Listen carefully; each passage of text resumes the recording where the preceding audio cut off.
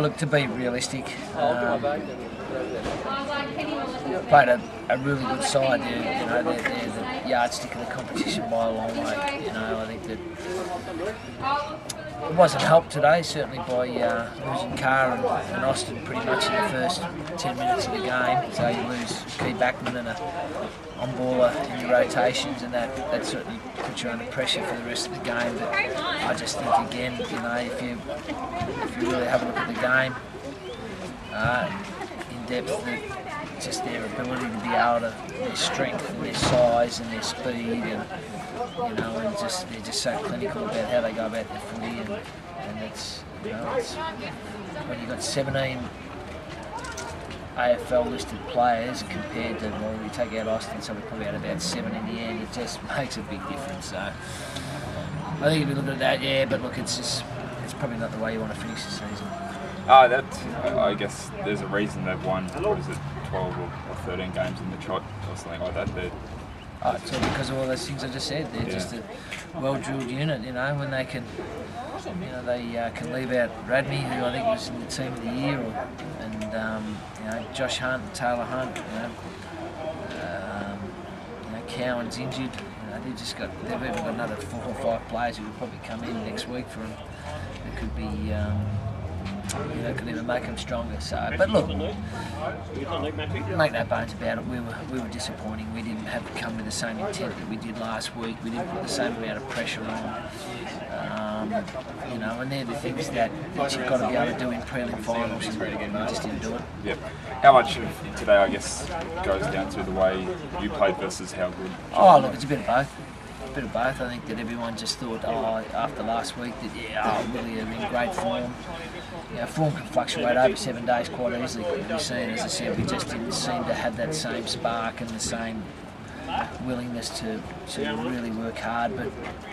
But to your point that Geelong were first to the ball a lot of the times, they were just too strong, and they didn't allow us to have that time and space that we got last week. Yep. And after the game, not to say what you said back there, but just how do you sort of reflect after that? Look, your philosophical. Yeah, there's a bit of that. It's a bit of Williamstown and Western Bulldogs are parting ways in how long it was, 7 or 8 years.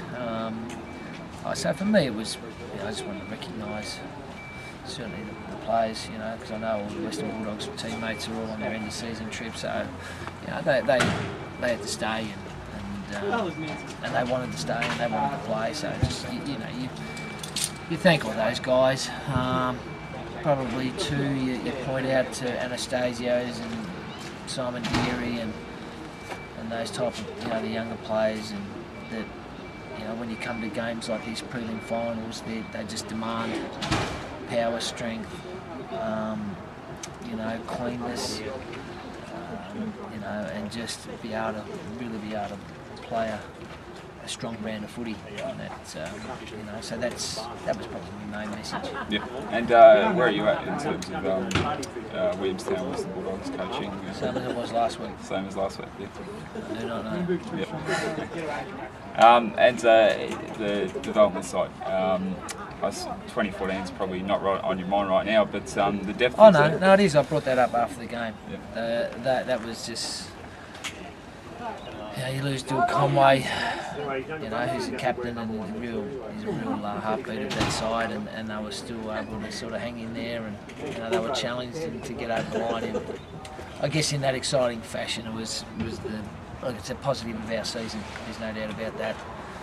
With the young boys that played, I'd say 80 to 90% of them are either first or second year TLC Cup players, and so that's where the clubs.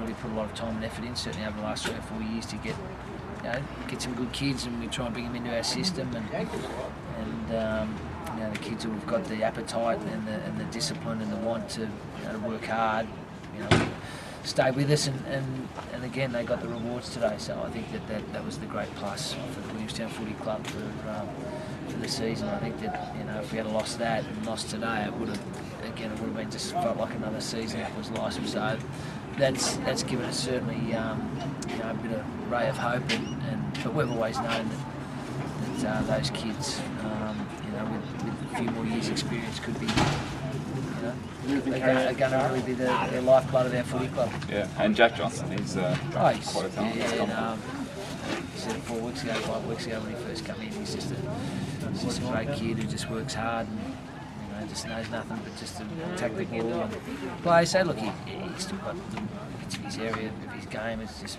like all young kids, but I'm just thrilled that he was able to show his talents over the last month of senior level.